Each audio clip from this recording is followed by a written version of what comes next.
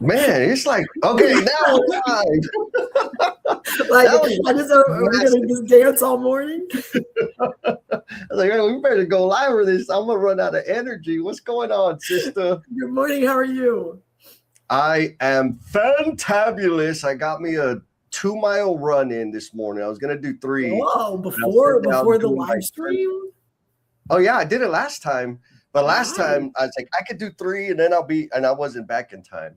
So I cut a mile off today because I was brainstorming, uh, and I get sucked into whatever I'm thinking about. So, Yes. anyways, got the run in, ready to come and stir the pot with the tribe, Yes. Jennifer Lacey, on why your strengths are holding you back. How many people do you think like their eyes rolled like, oh my God, what is this now? What are they talking about this time? Well, I think it's good because it's a little bit of poking, but it's also this came from some conversations we've had recently on some challenges we've had with some of our other stuff we do on like those things that you feel like they're your superpowers and they're the things that like get you to the next place, but also there's some things you lose along the way. And Yes. and so like, okay, where's the balance and where's the where you're willing to do it, knowing you may lose some stuff and all that. So I think they've been good conversations and I feel like this is a great platform to continue. Yeah. I'm excited. We got some good questions for the tribe out there. And so before we get into why your strengths are holding you back, Yes. we got to do some housekeeping, We Jen. do. And hopefully that'll get some people pushing some buttons and doing some things. So those of you that are out there and you see us right now and you're listening to us and you're like, what is happening? That's okay. We're about to get into it. But if you will please let us know you're out there because we don't know unless you make a comment.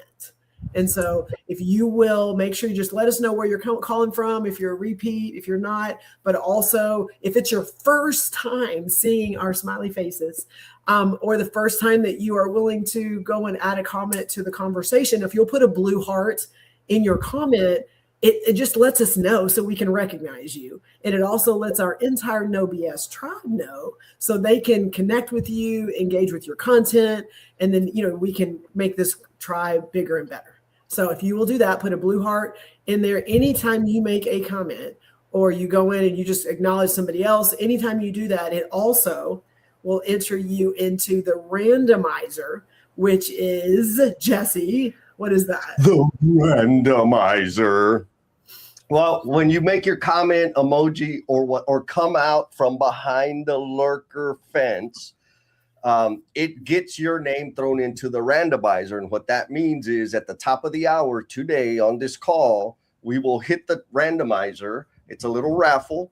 And if your name gets selected, you will get a 1 month free entry to the Emotional Bungee Jumpers and the Cultivation Crew, which are live experiences to help you build the skills that will help you achieve an impact to your greatest, what's the word, potential. Yes. That's what we're trying to tap into, how to help you connect with people and build the skills that everybody talks about but don't really help you build. We have one of those people that got to jump in for the very first time yesterday, already on today, Jesse. So Mike is on. He joined us yesterday and got to get a little glimpse of what that looks like. Yeah, and he got thrown off the edge, like right into the thing. So Mike, appreciate you being a part of that and bringing the value that you brought. And just to reinforce what you said, Jen, right? Like the whole thing is, it's about building community because I want to change the construction industry. I want to leave it better than I found it, and I can't do it alone. And so if you're out there and you let us know you're out there, like Mr. Ben Wood, drop a blue heart so that we can swarm you and support you and collaborate with whatever things are going on. Oh my goodness, we got tons I know. Come on. All right, shout out to all the people, and then we're gonna get into it. So Felipe, what's up, Felipe? It's good to see you again, brother. Mr. Milo folks, I got to give you a heads up. Pay attention when Milo drops comments. Like he comes correct. He's got some real value out there. Yes, there is a thunderstorm in San Antonio. Coach Carrie, she came last time, she's back again. Oh, what happened? That's all Jesse. No. That's all Jesse. Yep, that's on me. I will send you the invite. I made a decision to hold off until the June thing. Anyways, I'll get it to you, my friend. We got Maya coming in. She says, "Good morning." We get to see her in Chicago, I think. Oh yeah, Maya. We're gonna get to meet Maya in person at the Converge Construction Summit in Chicago here in about 2 weeks. Yes. Super awesome. We got Jackie, serial repeater. Oh yeah, Jackie always brings the A game. And look, we got Miss Haiti. Buenos dias. Good morning, Paula. Good people. Man, we got look, Craig. Yes. What's up, Craig? Good job. Good morning, Craig. Oh man, I've been seeing his posts. Him and his wife, they were out on vacation and super awesome things. And Mr. Jim, Old Faithful, he's lurking while he's on his morning walk. Oh man, we got a lot of people. We're gonna have some fun today coming in from Indiana. And look, Mike says, yes, I went to the Jumpers experience and I learned a lot. Awesome. Hopefully it didn't terrify you. It can be a little scary, but that's okay. It was fun. Yeah, it was good. It was good. It was so. And Coach Carey, I will get you the invite this week. I just made a decision and didn't communicate that. So you can pick me up when you see me on the call. All right. So we are talking about why your strengths are holding you back. So first, let's clarify that before we hit them with the first question. Yes. So we had a question in one of our other groups. It was a challenge question on asking our people around us, what is something I should stop doing? And what is something that I should never stop doing? Which seem very simple questions.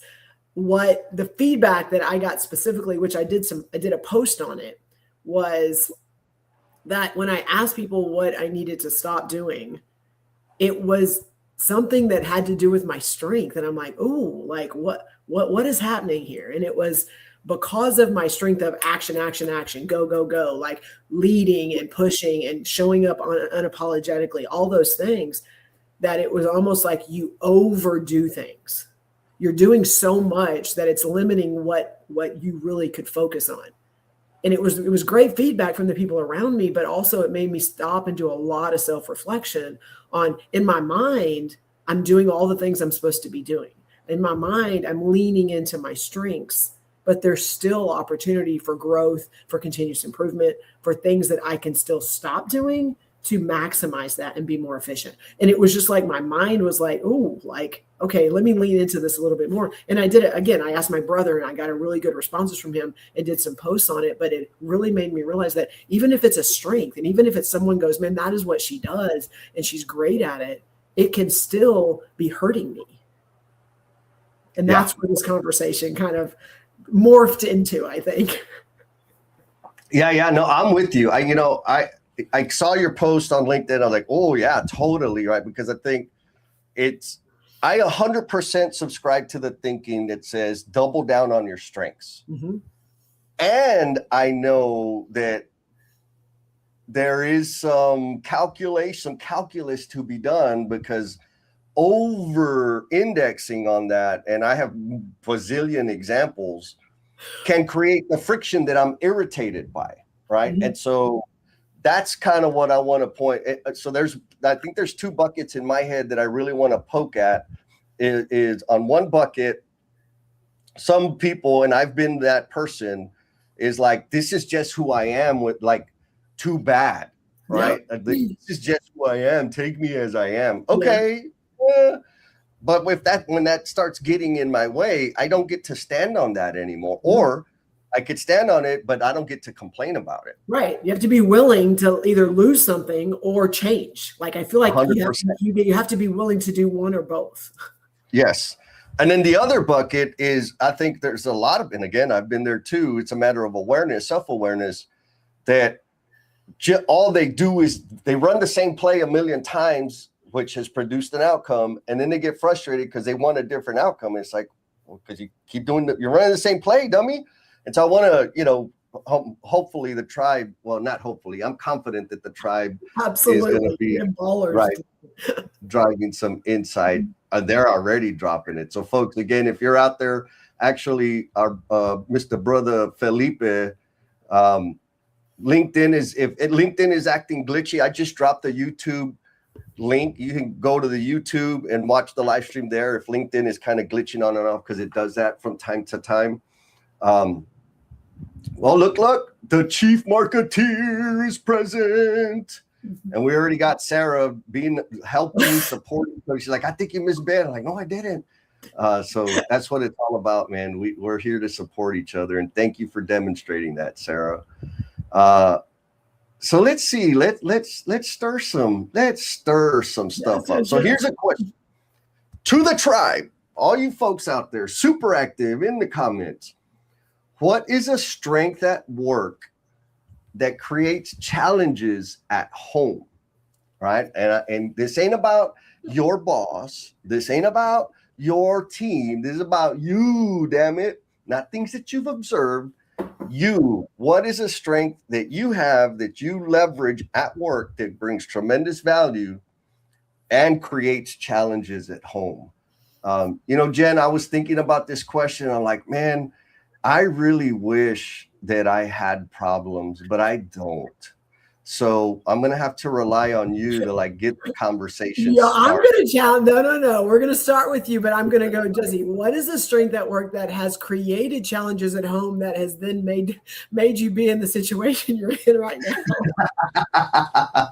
Now, I'll say one, and I think this will resonate with a lot of people. When I had a real job, the majority of my responsibility was making decisions, right? Like all day long, people called I had to make a decision. And so I spend all my time, my energy making decisions. And when I got home, I didn't want to make decisions, right? And even worse, I don't want to make a decision and have my decision rejected, right? So layer number one, I'm great at making decisions, right? Because here's the thing, right, wrong, it doesn't matter, because if I'm right, awesome. If it was the right decision, sweet, we're going to go forward. If it's the wrong decision, we're going to find out real quick and we're going to change direction and we're going to go forward. And so, it's a lot, it's work.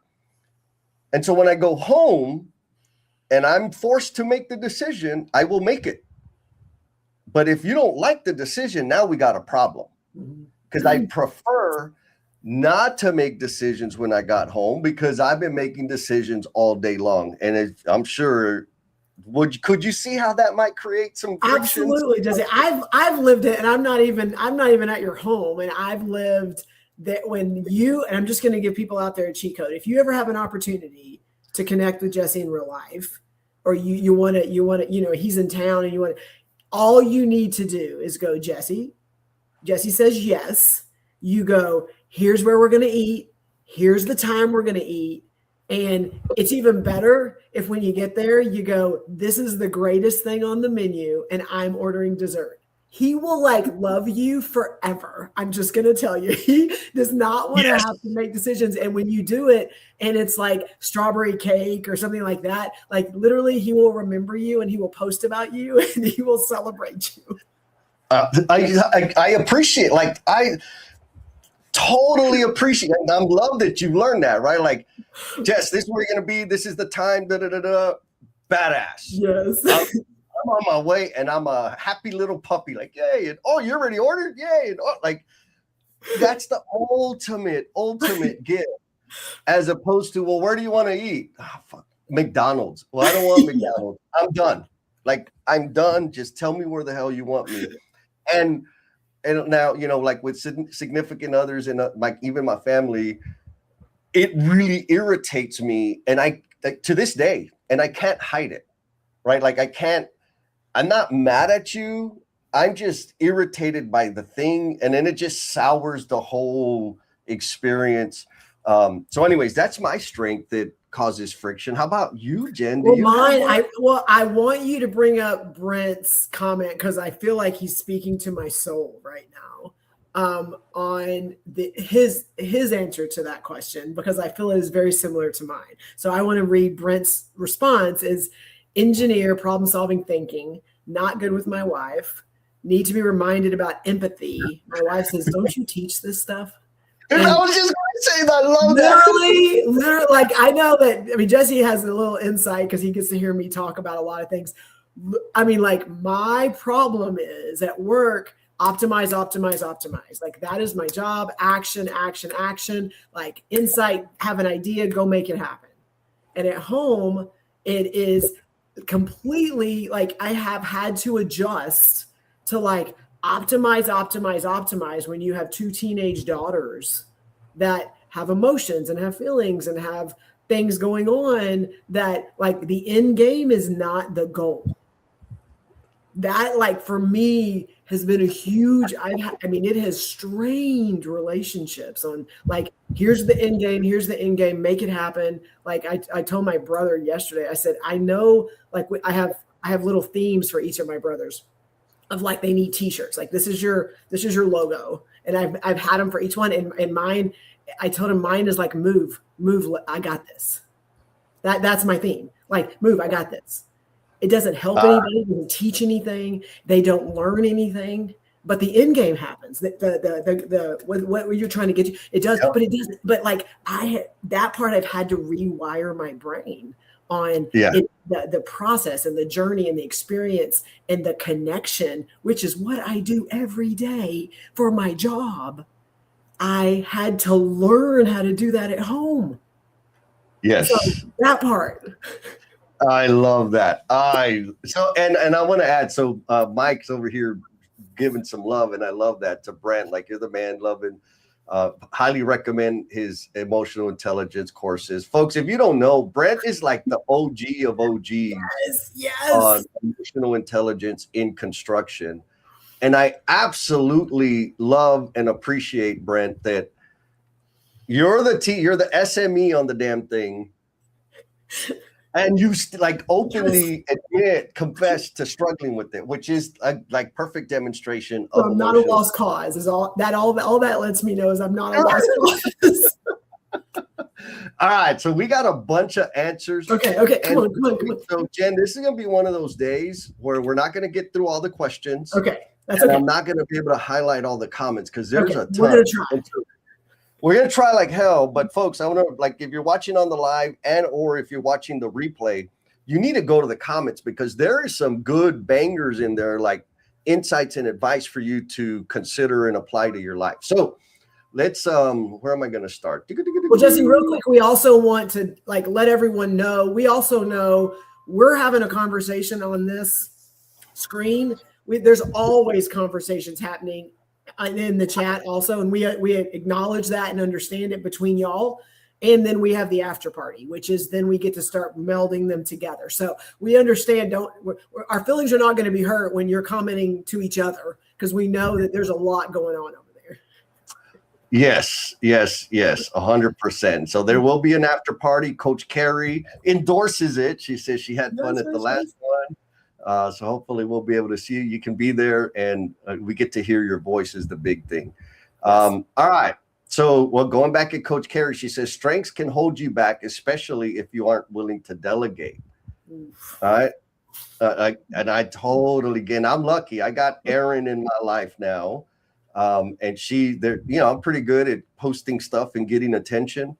And there's, my profiles, the podcast profile and my Depth Builder profile, she's running at 100%, and she's freaking killing it. And like delivering value, driving engagement, help supporting people, contributing to the mission. It was something I was like, and because I didn't want to let it go, guess what? I was inconsistent. It was kind of like, man, I'm just going to throw something out there. And so, yeah, totally. I had to let that go. Trust. You have to trust a little bit, right? There's a little bit of trust there. I think there's a step before the trust, at least for me. I got to experiment. Okay. Before if I was in the mindset of, well, let me first trust that she's going to do it right. And I think this is true for anything, any type of delegation. That's a bad model. because how do I test it? Yeah. Right. And then if it's not perfect, well, then they lose trust. And then I stay in my comfort zone and I can't grow. So what I decided to flip that is like, okay, what's an experiment I can run that will give a signal that, hey, this is, a good option or a sustainable option, or that'll give me enough data to, inform and adjust to continue forward. Mm-hmm. So when I did that, then it was like, I was like, okay, let's start with this, go. And let's see, like, oh my God, here's everything, right? And I'm fortunate because she's freaking highly skilled. So Mike says his strength that is a challenge at home is making plans visual. I want to hear more about that because I totally value that. I'm wondering, Mike, is that the family is getting sick of scrumming? They're like, could you please stop it, you scrum bag? I don't know. I'm curious about how that's become a challenge at home because I totally appreciate it. Maya says there are probably so many things, but I think my tendency to just do the thing, at home that doesn't let children learn. It doesn't let partners have opportunities to do as well. And then it starts forming resentment. Oh my gosh. Sound familiar? That is me. I am a repeat offender. That is literally like, move, I got this. I need a t-shirt that says that. Like, move, I got this. Because that is literally my brain. And everyone, they get frustrated because they're not learning. And in me, I'm like, but it's done. And they're like, yes. And next time you get to do it again. And next time you get to do it again. And next time you get to do it again. Because no one's failing, no one's learning, no one's growing. Yes, that part. It was funny. I was part of this group that was helping parents build the skills to advocate for themselves. And the point was so that they could advocate for, not for themselves, but for their students, for their high school students. And we had this little kind of retreat getaway thing. And the idea was for the kids to prepare the meals. And there was one mother, she was amazing. And she was always complaining about how her son was a mama's boy and he wouldn't do anything for himself and And I'm like, okay, like I got it. And he was kind of soft. Not kind of, he was freaking soft. And so we're like, hey man, we're going to prep. And I was helping the kids like, come on, let's prep the food. And here comes mom, his mom. And no, don't grab the knife like that. No. Like, he was like, hell yeah, man, let's have some fun. I was like, there it is. You're a mama's boy. Now we know why he's a mama's boy. And the point being, right, like it's sometimes I'm going to steal Sean's quote. You are at least 1% of every problem you deal with. Mm-hmm. Most of the time, more than that. All right, so back to the comment. Felipe says, at work, my decisions were listened to, supported, and respectfully challenged. At home, my decisions are challenged a lot more, and there is more pushback. Yeah, like totally. And that's reasonable, but it creates a friction. Maybe it's like an internal expectation thing. Craig says, I like this one because I have the same issue. I can tend to be relentless on getting things done and meeting deadlines. Things don't have to be as rushed with home items. I feel like they're all speaking directly. Every one of them are speaking directly to me. I mean, to the point to where, like, there's been times where I've had conversations with my kids, and they will call me out, like the person that you are at work, and the person you are online, and the person like that's not what you're doing right now. You have to like own it. You can get defensive and get mad and or you can go, damn, like that sucks. Yeah. You're right. Oh my God, we got so much good stuff coming in. Come on. And so a couple things I want to point out, folks, like, because we're not going to get all the way through freaking questions. Maybe part two. Here was the assignment. So this was the field assignment for the emotional bungee jumpers. I highly recommend that you go do this, but beware, right? Mm-hmm. And so first, I'm going to leverage Felipe's comment. He says, asking those kind of questions can be so enlightening. We just have to be open to receiving the feedback. And so here is the question. or questions. Here are the questions. Ask your people, whoever those are, family, friends, work, doesn't matter. What is one thing I need to stop doing? And the other question is, what is one thing I need to never stop doing? And then receive the feedback. Like these are the things that'll help you. And so it was that assignment from Emotional Bungee Jumpers that kind of instigated this conversation. And clearly it's a hot topic. It is. So Mike answered the question. Mike says, yeah, like all the visual stuff clutters up the home and it makes it look like a war room. Bro, I'm with you. At my other house, I had a whole room with just whiteboards and sticky notes and strings. And I've had people come over and visit. And they're like, bro, are you like a serial killer? What the hell is all like? Yeah, I got to get everything out of my head, man. So I feel it. I understand now. Thank you, brother. Mr. Denver Waters, what's up, dude? Hello. He says, at work, I'm constant. Ooh, I like this. Scanning for risk, delays, ways to optimize, missed details. That keeps projects moving. At home, I have to intentionally turn that switch off. If I don't, it can turn into tension, criticism, impatience, or inability to relax. I start to see my family like a system to optimize instead of people to be with. Bro, I'm telling you, like, I'm feeling very raw right now. I feel like every comment is like absolutely my life.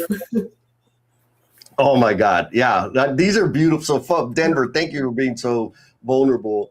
I think it's just, you know what? It's all just evidence that we're human, Jen, or that y'all are human, because nobody's connecting with my stuff.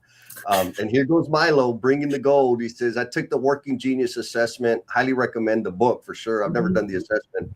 And turns out my top two geniuses are invention and wonder. These strengths often make me come across as boring. Interesting. Huh. Well, I want to add, because one of mine is activator, which I know that surprises you. But part of activator is like really good at getting people like behind me. And let's go over the hill, having no idea what's there. But also like that is my strength and I can get people going. But I'm also one person that can probably not deliver everything across the finish line all at the same time. And there are people that's their strength. And so like, yes. And like, know your strengths, but also like, I could also fail something because I've got all these people ready to go. And I'm like, I don't have enough resources. It's going to take me a while to get this where it needs to go. So, do I need to delegate? It made me have to start thinking about that. They're on board. They're like, we're here, let's do this. And if you don't have some next action, you're going to lose it. Yeah. So there are things that like, yes, it's your strength, but also it could also be looked at as she doesn't complete it. She doesn't get it finished. She can't get it across the finish line. And those are not very good traits to put in your performance evaluation. So like find the thing that you're good at, but also what else is out there that can help things where things are measured. How can you get those things across the finish line? 100%. Oh, 100%. Like for me, this is how I think about that. You got your idea fairies and you got your make it happeners. Rarely are they the same. Do they have both traits? It took me a long time to understand, like make it like the idea of people that have a lot of ideas and can get things started. They want to get the ball rolling. They hate finishing. And so when I like in management, again, when I had a real job, then it's like, okay, look, bro, you're good at coming up with ideas and getting shit started. And you're getting paid to execute and complete. Let's help you figure out how to execute and complete, right? And vice versa. You're a make it happener. You can execute and complete, and you're frustrated because you're not advancing as quickly. It's like, yeah, because all you do is follow the same path. You're not bringing anything new. You're not bringing any new ideas. And not to say you suck, but let's work on building that skill. So in a professional environment, it's important to have a balancing, we'll say, skill to complement it. You don't get to say, well, I'm just an activator and that's what it is. And you need to value that. It's like, okay, If you don't like your performance reviews, it's because you're refusing to grow and add a new skill. Got to build Now, those skills. I don't have a real job, and guess what? I get to do whatever the hell I want. Oh my God. Okay, so I know there's so much goodness over there. Tons. So Steve Martin shares the strength that's kind of a pain. It's a facilitation, trying to corral the grandkids inside the brink of chaos, and the response is, "But Papa, we just want to have fun." I could see that, right? I could see. Ouch! Like, oh, let it go. Let them have fun. Let it go. Let it go. And then Coach Carey, this one. My heart, right? Being willing to be the last one to leave and stay until the job gets done can create challenges at home. That's all day me, right? Like, why am I single and as single as I am and will be? It's because of that. I am. And if I'm not working out, doing the thing, I'm working on it between my ears. And so that is a real thing. All right. So should we jump to the next question, or is that enough? I mean, well, maybe a couple. There's just a couple of really big ones. Jackie just dropped one. Coach K, like just a couple more of the more people keep jumping in. Oh, I love it. So Jackie says, that's powerful, Jen, needing to have that next step after activating people. I have that issue sometimes, and we have to halt progress due to things out of our control. Oof. I love it. Because yes, right. Activators, idea, all of those things is, and I can't remember, it was Jeff Bezos. I heard a quote is like, activators, people that have a lot of ideas, they have, the problem with them is they have so many ideas that they can break the company, that they could kill the business, the team, the department, the group, because of all of their ideas. And so the discipline is, how do we figure out how much change the system, team, group can absorb? And then you need to pump the freaking brakes and bring things to closure, because you just see, not you, Jen, but people in general, like opportunity. And the people that got to execute, they're like, son of a bitch. Like, are we ever going to finish it? Like, what? It's too much. Yeah. And I'm going to say the way that I've navigated around her comment on the very last thing she wrote, the very last piece she do to things out of our control. So as soon as I come up with, here's a solution, here's an idea, the first thing I do is what is in my control that I can go do.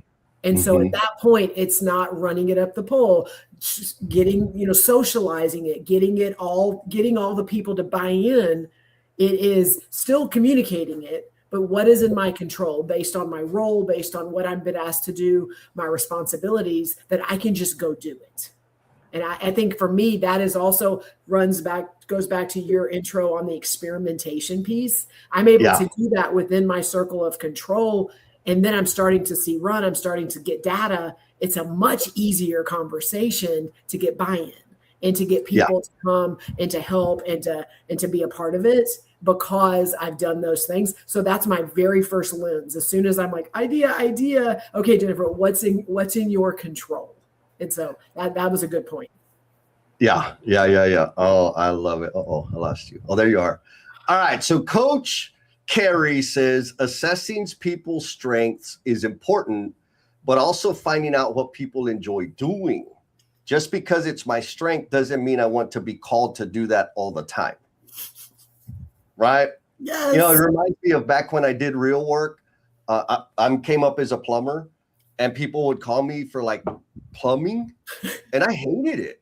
I remember I got in an argument with one of my cousins. He's like, bro, well, you're a plumber. Like, I can't believe you're going to come help me. And he worked for FedEx. I said, fool, do I ever call you to bring me shit like just out of the blue to bring it to my porch tomorrow? Like, come on, man. I do this all day. I don't do this stuff in the evening at a discount. Get the hell out of here. Maybe that's a little different than what Coach Carey's talking about. But yeah, like just because it's a strength doesn't mean it's something you enjoy doing. I think, that brings us into the conversation of boundaries and this sort of thing. Look, we got Merrill Koss. He says, good morning. Hopping on from northern New Jersey. I'm going to be in that area next month. I'm visiting some family up in Philly, New Jersey area. Ah, okay. So keep an eye out. Warn the authorities, Merrill. Jen is heading y'all's way. Well, I want to hit the joy piece real quick, and then we can move on to but part of that, yes, is finding out. And part of it is being able to observe it. So I had a lunch this week and we're talking about the thing is it's someone I've known, but we haven't really connected and been able to sit down and just talk about what's new with you, what's new with me. And like, there's a point where they were like, you just love what you're doing, like observing it and then acknowledging it. I think there's also like, hey, what brings you joy? Like, yes, you want to have the conversation, but when you see it, like bring attention to it, acknowledge it. Like, oh, like you are loving what you're doing. Tell me about that. It feeds then where you can lean on people and how you can utilize them the best. Yeah. Yes. Point it out. Point at what you see. That's one of my things. I'm going to say stuff. A lot of times people Jesse's having storms too. So hopefully he doesn't just bail like he normally does.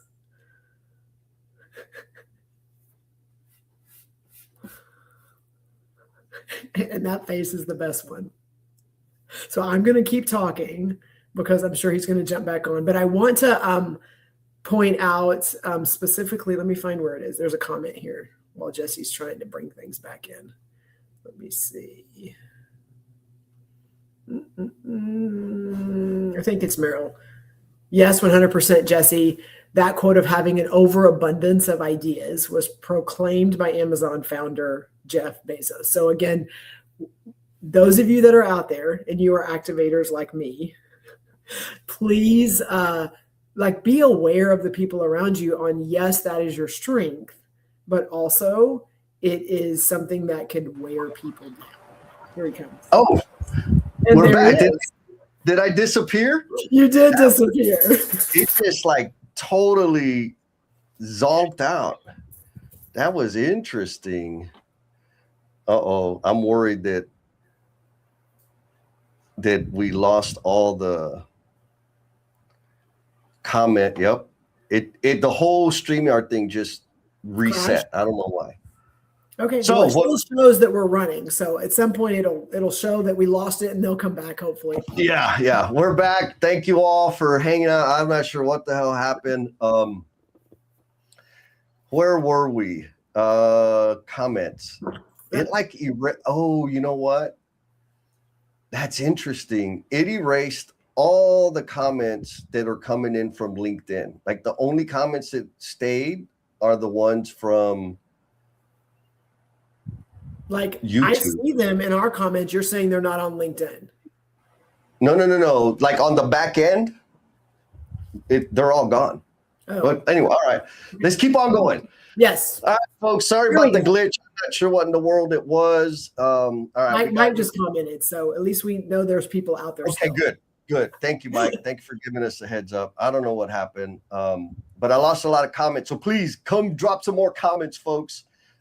Merrill, he said, he confirmed, like, yeah, Jess, the quote of having an overabundance of idea was by Amazon, by Jeff. Okay, so I got it. Thank you, brother. Appreciate that. I hit that while you were frozen. Perfect. And so, okay, Coach, yeah, there we go. We got the support coming in. Appreciate y'all. Thank you, Carrie. Look at that. Screenshot. Man, I wish I would have done like my blue steel right before you didn't. It was some crazy face.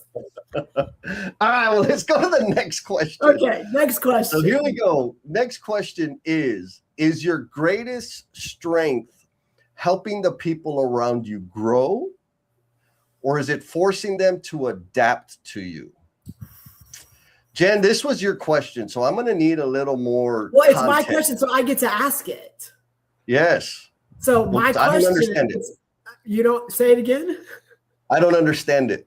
So first of all, I think that's not true. But is your greatest strength helping the people around you grow, or forcing them to adapt to you? I think we've had a lot of comments and a lot of conversation up until now, mainly on the question of how does your work life strengths hurt your home life and that those people. I think it feeds directly into this. On the way we show up, I don't think that we all of a sudden go, we don't want our people at home to be better, and we don't want our people at home to grow and learn and fail. because like we know there's value in that, and that's part of our jobs. Most of the people on this call, that's their jobs, is to help people grow and learn, knowing through failure we learn and we are getting better. But I'm going to say for me, I also don't want to see my kids fail, because then they're hurting and they're emotional and their self-worth is challenged. And as a mother to two teenage girls, like my job is to build them up and to make them feel powerful and to make them feel strong and to make good choices so that they can go out there and lead and change the world. And so to me, based on my strength, and a lot of you get to be in rooms where like that is my job, to build people up and to help them go and take over the world. I also don't like to see my kids hurting. And so for me, I go in with this structure of like, yes, and here's what you need to do. Yes, and here's how I can help you. Yes, and that wasn't a good choice. Like a lot of things that I do as a coach and a facilitator that they don't want to hear any of that. They just want me to listen. And just want you to be there. Yep. And so to me, that has been the biggest area of growth and opportunity. And it sucks because I have to watch them cry and I have to watch them be hurt and be so emotional, be so distraught because of a phone call they got from a friend or because someone didn't treat them right. And all I can do, all I'm supposed to do, all they want me to do is to listen, acknowledge their feelings, and that's all. It sucks so bad. And I just have to like hug them and just hug them long enough to where they're the ones that let go. And sometimes like we're just breathing together and everything in me is like, da, da, da, da, and this and this and, da, da, da, and all this stuff. And I just have to hold them and I have to let them like calm down and then breathe and be able to like, it's the hardest thing. And I've had to learn that. And hopefully it's making me better, but I know I leave and they're hopefully better. And I am like, ah. That's my answer to this question. I love it. Yeah, 100%. I love the vulnerability and like the realness in what you just shared, because 100%. I see that a lot in my friends and with their kids. Like, dude, it's like they're gonna be fine. Obviously, I'm not a parent, so I'm not the nurturing type. So for me, we got some comments coming in, right? Helping them grow based on the recommendations I have received. I don't force, I simply set my own boundaries. 10-4. Linda, what's going on, Linda? She says, Disney hug rule, the character never lets go first, they wait for you, right? And I think I like that. I'll never do it, but I like the thinking behind it, right? They'll hug you until you let go and then they let go. That's a nice, easy practice. And so I'm going to answer the question and I'm going to use Mike to like springboard. Mike says, that's why emotional bungee jumper sucks and is awesome at the same time, because it forces you to listen. And so like the strength that helps me and helps people around me and forces people to adapt to me. And I've learned, like I've practiced, I've gotten a lot of reps in, is I'll say it this way. I have decided that I have an ability to see the impact people can have. I've decided that I can see a path where they can grow tremendously and provide or deliver massive impact. But I used to, because I saw that, like, push that on people. Like you don't have any say in it. I'm going to make this happen. And what it pushed people to do things that they didn't really want to do. Then it really made them uncomfortable. It brought them anxiety. I always think David Olguin was the first time it happened, and I still ignored it. He was an apprentice, first-year apprentice. And I'm like, man, he had all the skills, right? So I'm going to make this guy, he's going to compete in the craft Olympics and I had a plan for him. He worked with me for about a year and a half, and then he quit the company. And I'm like, what did we do? Right. I'll talk to whoever I need to talk to. And so I'm talking to him and he's like, no, Jess, I'm quitting because of you. I'm like, what? He's like, living up to your expectations is too stressful for me. I can't handle it. Like, I don't want all the things that you want for me. And so to the question, right, I was forcing them to adapt, and I did that a lot. And then I finally figured out, like, you know what, just because I see a path for somebody, and it's one of my anchor points is you have to gain agreement on the problem. I never got his commitment or agreement to do the thing. And so now, and you and I've had these types of conversations, like, Jen, do you want to do this or not? Like, because if you do, I'm going to go and I'm going to support and do all the things. Mm-hmm. But if you don't, I need to know so that I could back the hell off. Yeah. And so, I've learned over the years, but that's a strength of mine. Again, being able to see and poke and prod, and Kirby, if Kirby was here, she would say kick off the edge. It's a strength, but a lot of times when it goes unchecked, it just forces people to adapt to me and I burn them out. Yes, I agree. All of that. Yes. And so again, it's the conversations of getting agreement, and also, like, it's great to see you see it, but is that something they care about? Is that something they want? Is that something that is important to them, even though you see it? Like, that's hard for people that opt right. That's hard for people that are very, very aware and can pick up on things and see things and read the rooms. It's hard when you're like, okay, here's what's next. But that getting that agreement and buy-in is huge. Else you're only helping yourself. You're only helping yourself feel better because you did something for you, and it doesn't help the other person. 100%. And so that was the thing I had to come to terms with. That all that effort and energy that I was exerting was more about me than it was about them. I masked it and said, well, it's because I want to help them grow, and I want to. Well, they didn't want it. It was all about me being able to say, look what I've done, which is, I think, a second cousin or kissing cousin of solutionizing and saying, I coached them, I gave them advice, but they never used it. And they never asked for it. Mike brings up a good point. He says, I think that's a key difference between managing at work and managing at home. Do we all agree that there is a problem or that it's the same problem? 100%, right? Like, another secret, folks. The easiest, fastest, surefirest way to solve a problem, any problem, is to decide it's not a problem. Back to the let it go. Like, some shit, if you just let it go, guess what? Things are gonna be better or can be better. Maria Martin, my sister. What's up, sister? She says hers would be resilience, adaptability. Mostly I observe people shock and awe, and then one of two things. People's shock and awe. They are inspired or they are annoyed because I didn't fail, and either way, I let them. Okay, I could see that. Adam's talking, says, I used to kiss his cousin. You better watch out because I'll kiss yours too. All right, let's see. We got some other comments in here.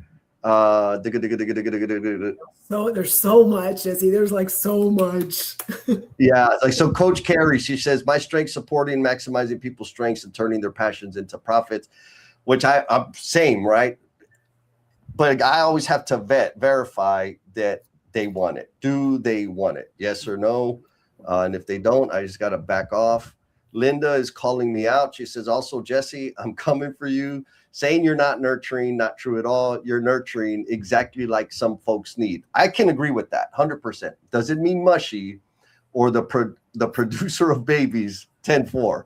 I can agree with that. Yes, I'm going to use the word cultivating more than nurturing. But that's just me, being defiant. Grant shares some wisdom. He says, people sometimes adapt themselves when I'm around because they think I like this. Because they think I'm analyzing and judging them. I'm not, and I try to give them examples of how I'm struggling, And that seems to break that wall down. And so I love this, Brent. Thank you. And so, like, again, Brent's an SME, massive body of work. He's contributed to a lot of lives and business outcomes. And so naturally, people will like, ooh, okay, am I passing? Am I failing? Like, is he, whatever. And so it creates this kind of thing. And so what I took from his comment is he is aware of that and actively takes steps to like break through that. He does. What do you think? You ever have that, Jen? Where I literally experienced that with Brent. Like, oh, shit. I did. Like, and I want to tell the story because I've known him virtually for a long time. Like, we've interacted, and it was an opportunity in March at a conference to be able to like be face to face with him. And again, I hold him in high regard. He's got a lot of skills that I need to do better at. And, but as soon as we met, it was just like kind of, I was in awe because I got to interact with him. And then we started talking, and he goes into this mode because you want to listen to him. You want to listen to what he has to say. And I'm also self-analyzing the whole time. And then we sit down, and he just starts telling personal stories, and he starts telling he's written many books, and he has the books with him, and he's talking through like where this came from. And one of my favorite ones, and Brandon, probably wasn't even on purpose, as to you gave me a stack of books, which I so appreciated. But one of them was like a cookbook type thing about his grandmother or his mom. And it was like recipes and stories and things like that.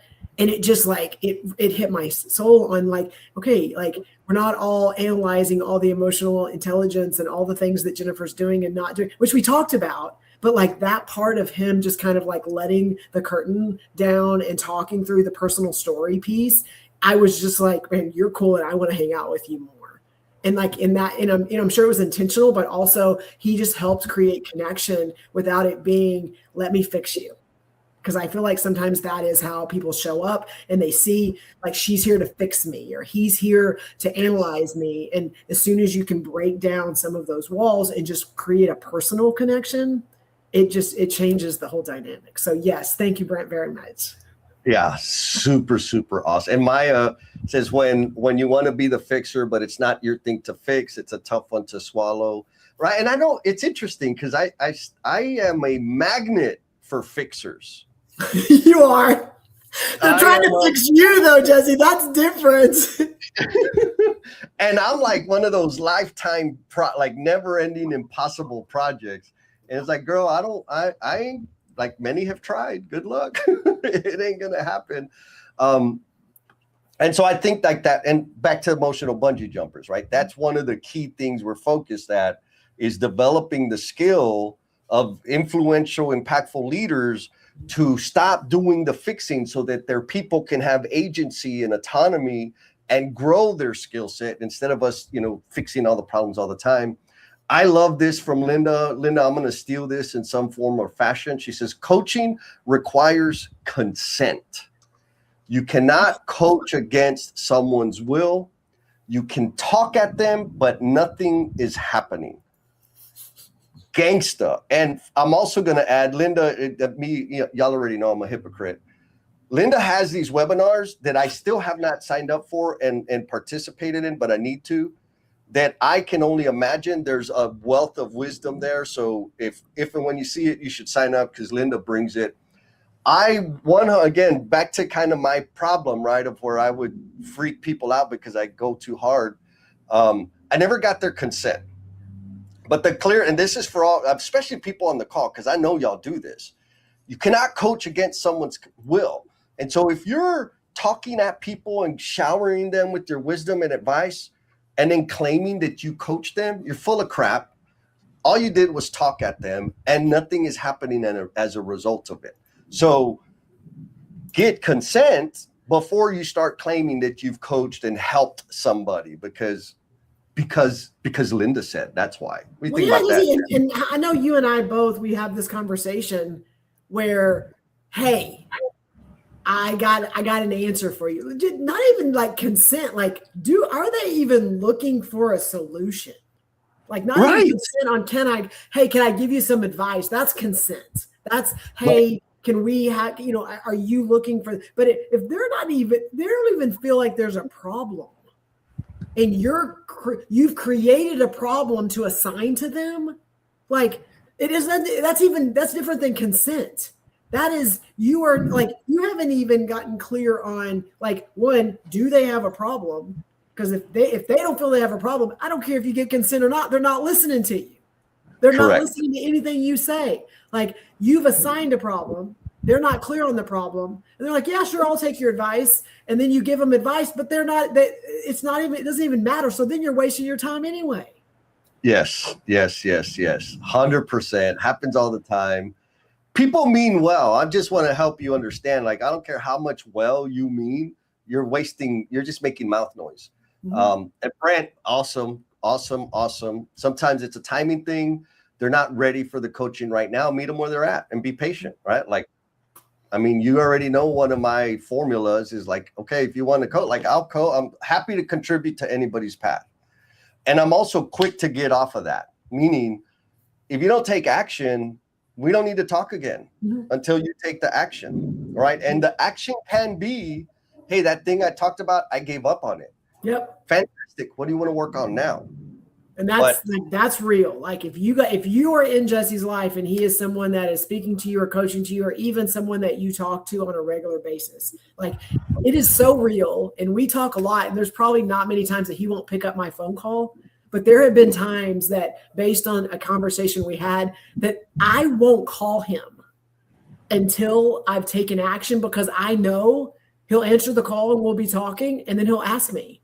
And like, I don't want to say, well, no, I haven't gotten to that yet. So I literally will like do something I won't call him until I've done it, so that I can like at least, okay, what's next? So it's legit.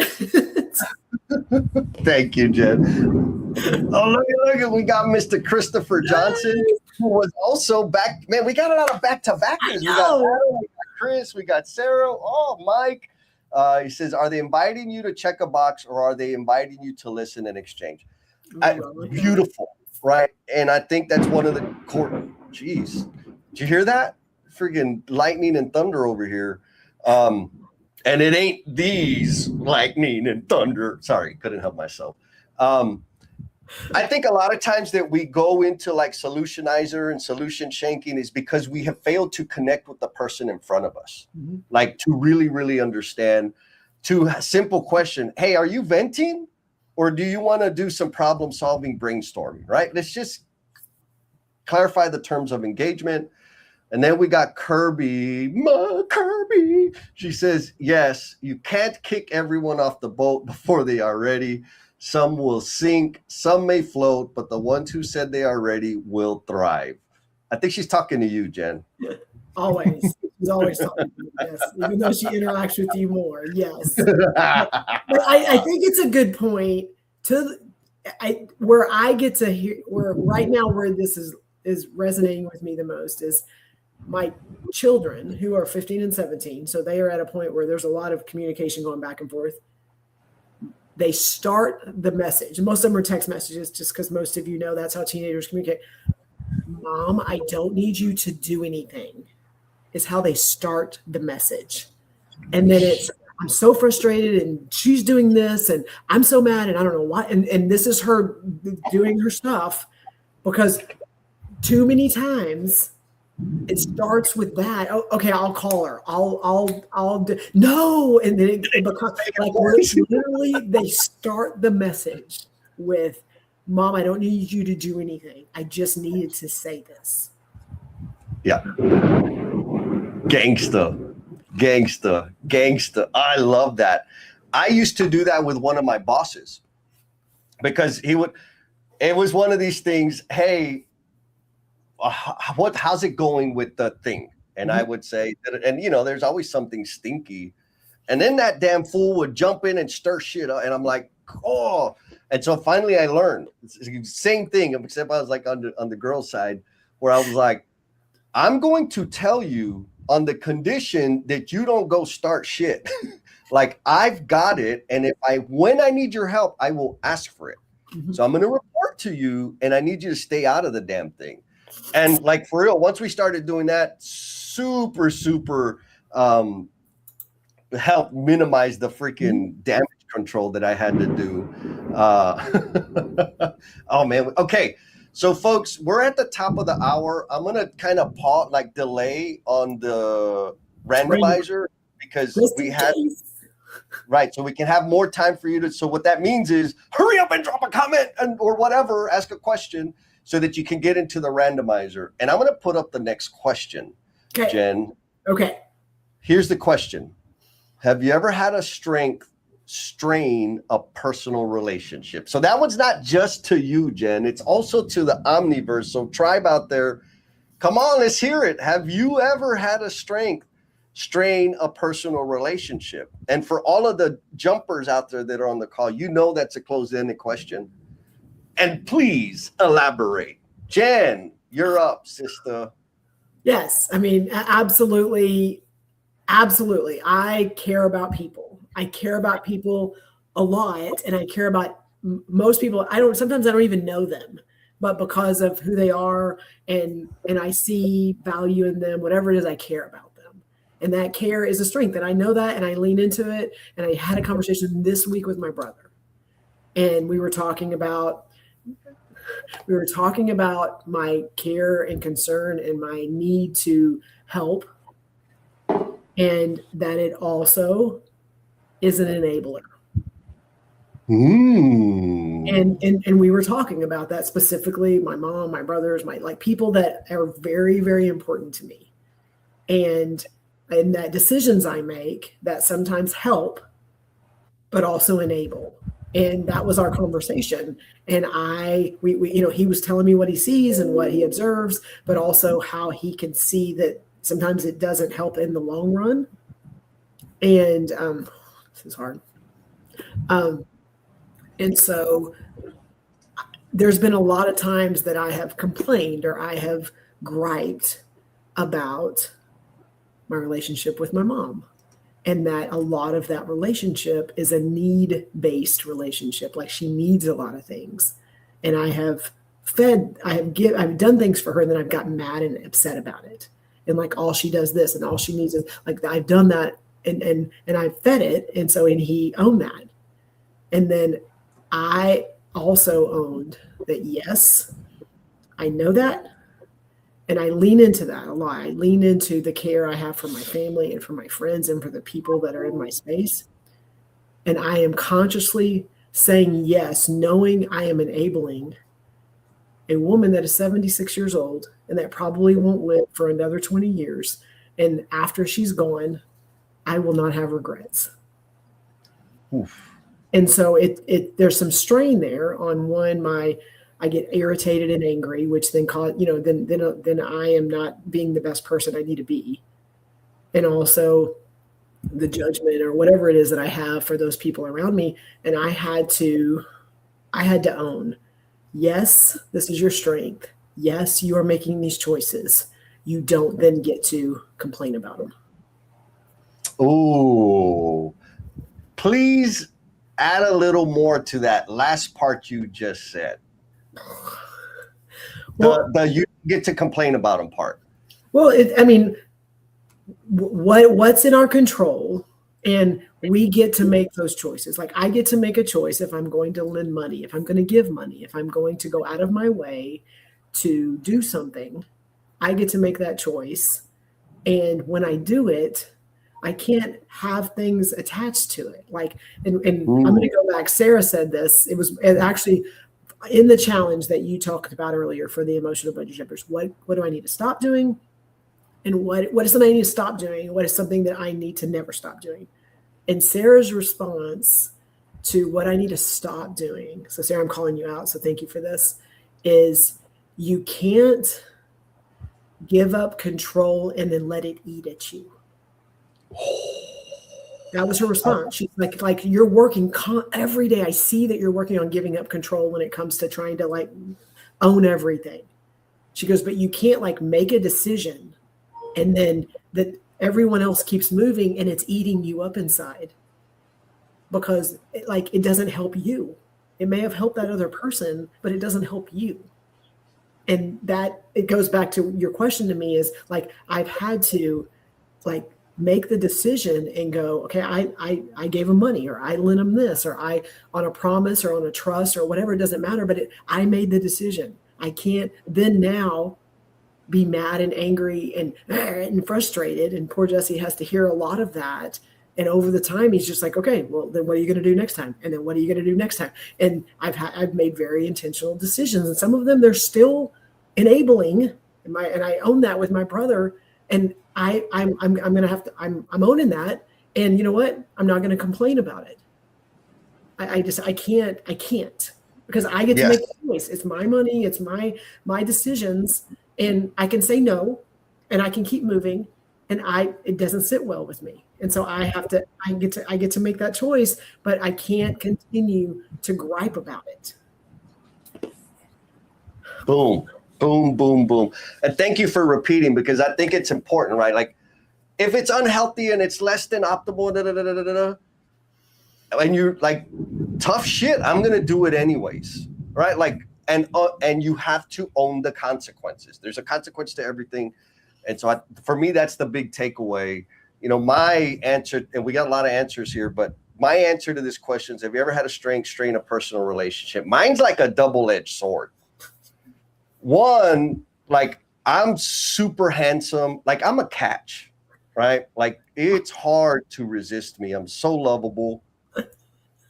And I have the ability to hyper focus on things. And so like in work, like that's part of what has contributed to my growth and my ability to deliver the way I do. Now, when I meet like a romantic interest, whatever I'm working on, that thing is going to get this hyper intense level of focus. What that also means is, so what, like, again, I'm good looking, right? I'm a freaking catch.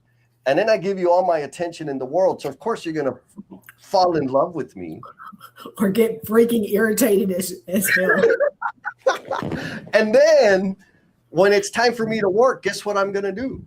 I'm going to give that thing the same degree of focus that I just gave you, which means you ain't getting nothing from me because I'm focused on this thing. And so like, it's back to what you said, like, I know that's the way I function.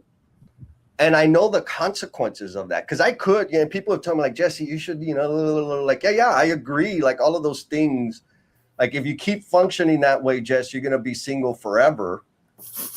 Yes.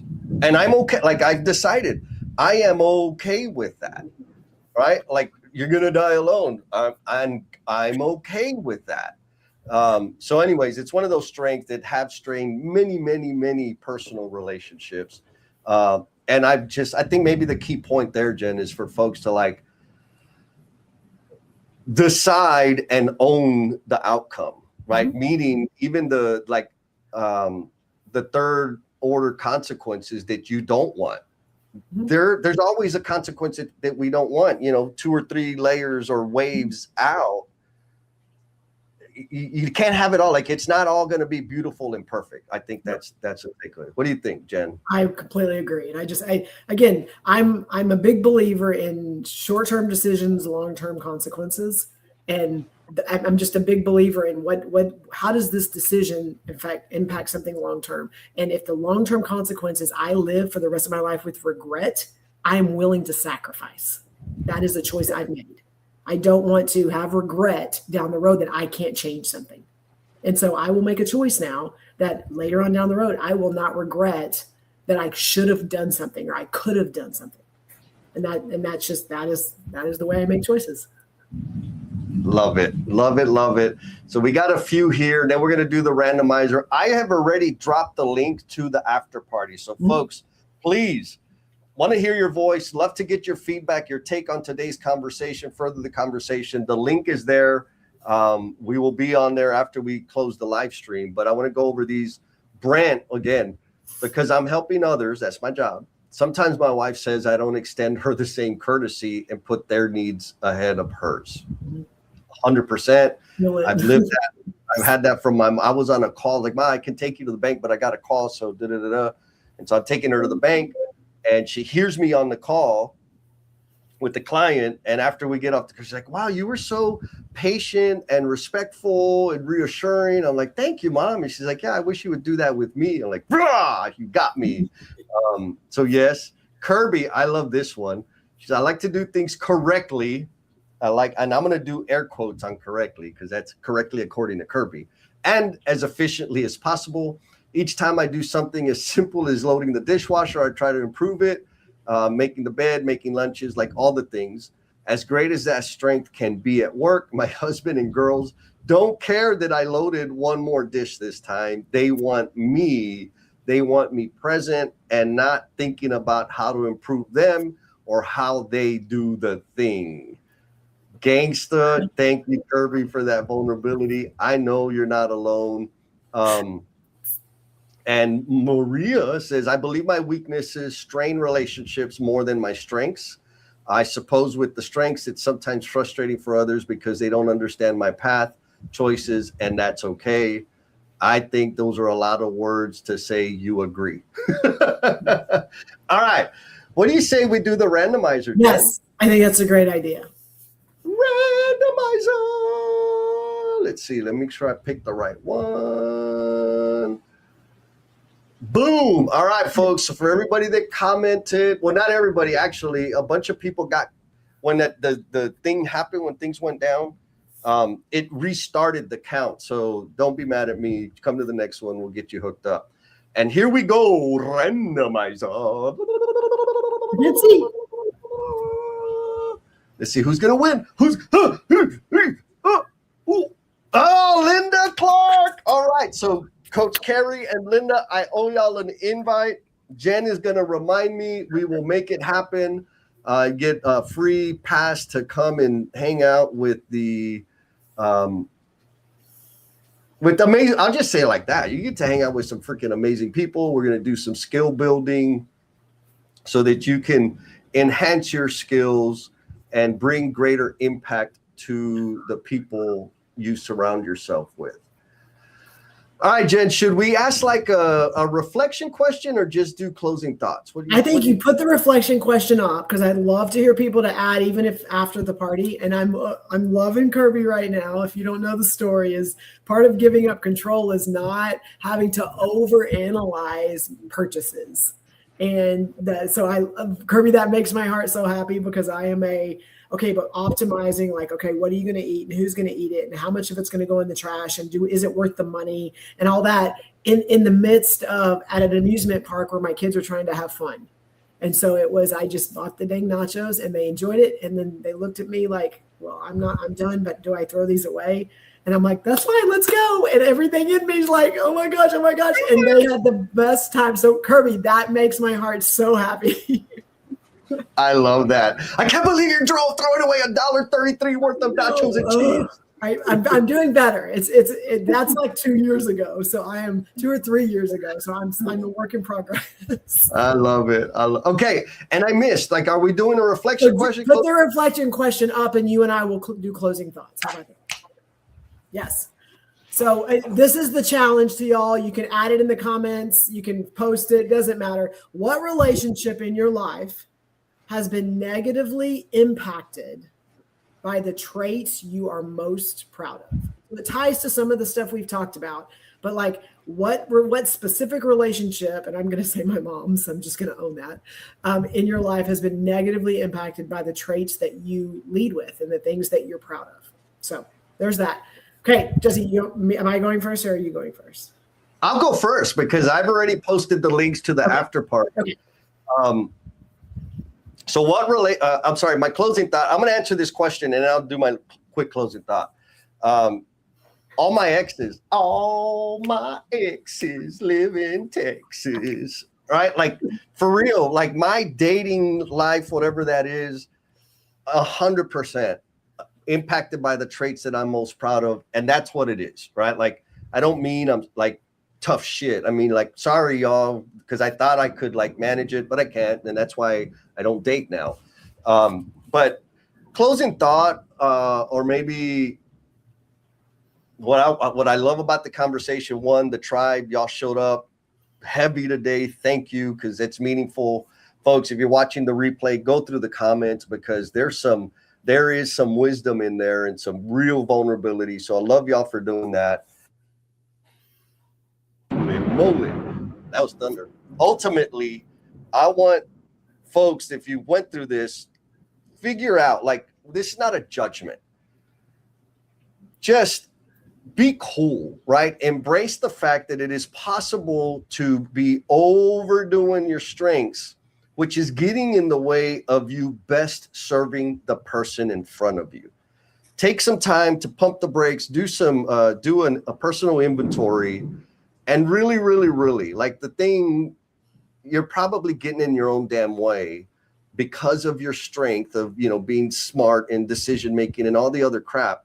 And your people just want you to be present with them. So make it easier for yourself. Think about these things, because I need you to invest in you so that we can leave the construction industry better than we found it. That's my thought, Jen. Well, I like that. I'm going to feed off of that one is we said it. I just want, like, we are all imperfectly human. Like, we are, it doesn't matter if we have it all figured out. There's still those things because we have to interact with other humans that may not have it figured out. So, like, yes, I have these strengths, but I also don't get to control and own the other people's feelings and emotions and where they are in their space. So if it's important to you to create the connection, if it's important to you to feed into others' lives, then you have to be willing, and I think Brent said it, to meet them where they are, to have patience, and to understand that what you identify as value may not be the value you bring to them. And so, like, just be aware of that. Gangsta. All right, again, folks, come to the after party. Want to hear your thoughts, opinions, all the things. Thank you for sacrificing your Saturday morning being with us. Linda and Coach Carey, you're going to get an invite to the jumpers. And folks, if you want to be a part of that, hit me up. I'll give you more information. There's other ways to enter that community. And all right, Jen, you got the new music? Yes.